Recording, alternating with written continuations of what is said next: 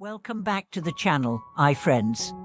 It's a joy to be with you again on this path of discovery, where we don't chase miracles, but awaken to them from within.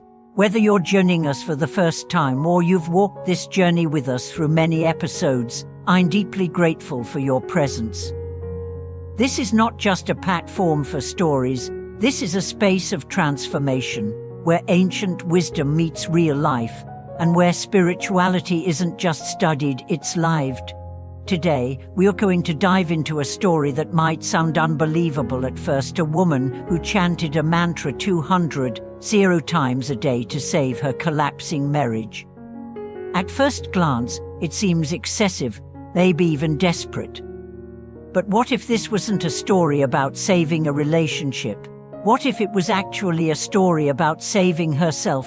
And what if, in the process, she discovered the essence of true spiritual practice, not through escape, but through complete presence? Let's begin with the backdrop. A woman, living in a bustling city, finds herself in a marriage unraveling at the seams. Her husband is emotionally absent, often cruel, involved in self-destructive behaviors, and completely disconnected from the family. To outsiders, the answer is obvious: leave. Save yourself. But inside her, something whispered otherwise, not from weakness, not from naivety, but from a space that knew there was still something sacred worth discovering. In her search for guidance, she met with a wise spiritual teacher, but instead of giving her advice or consolation, the teacher gave her a challenge: chant a sacred mantra 200,000 times a day. No exceptions, no breaks, just chant. When she asked why, he simply said, "You want to change the world around you, but the first thing that must change is the vibration within you." She accepted the challenge. Let's pause here. 200,000 chants a day. Think about the time, the discipline, the breath, the will. It's more than a spiritual practice, it's a total life reset. It means chanting with every step, with every breath, throughout the entire day. And for her, it became her lifeline. At first, nothing changed externally. Her husband didn't suddenly transform. Her household remained chaotic. Her own emotions felt raw, resentful, and heavy. But day by day, something subtle began shifting. Not in the outside world, but in her. The anger softened. The bitterness faded.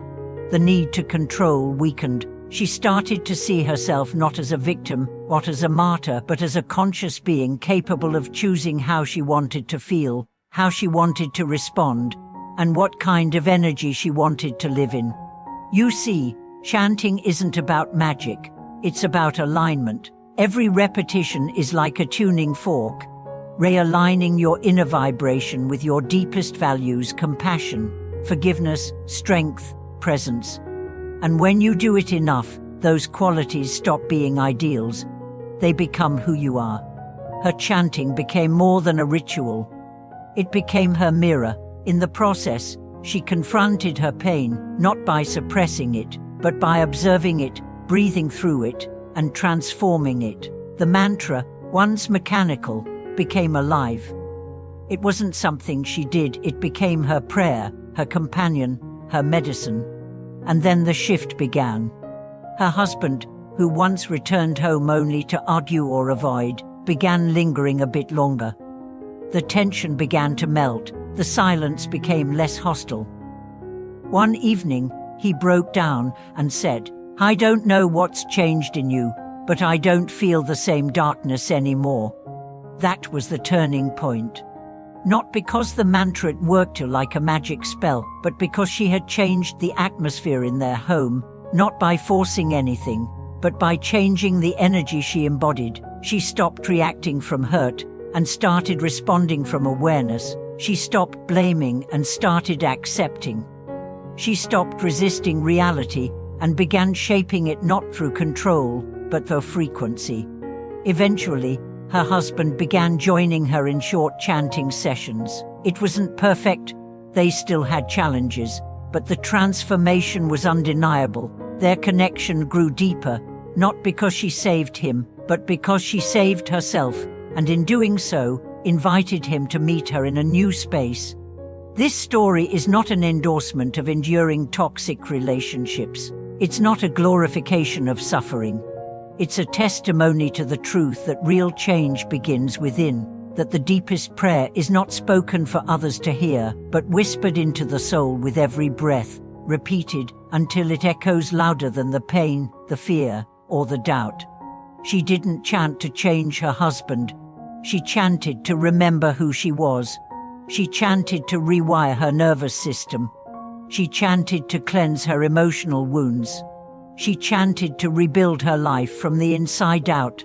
So many of us want change, but we want it from the outside. We want our jobs to change, our partners to change, our finances to change. But we forget that we are the field in which all these things grow. If our inner soil is filled with resentment, anxiety, and fear, no matter what seeds we plant, they will struggle to thrive. Her 200,000 chants were not just words, they were a declaration that she was willing to show up, that she was ready to take responsibility, that she would choose devotion over despair. This, my friends, is true spiritual practice.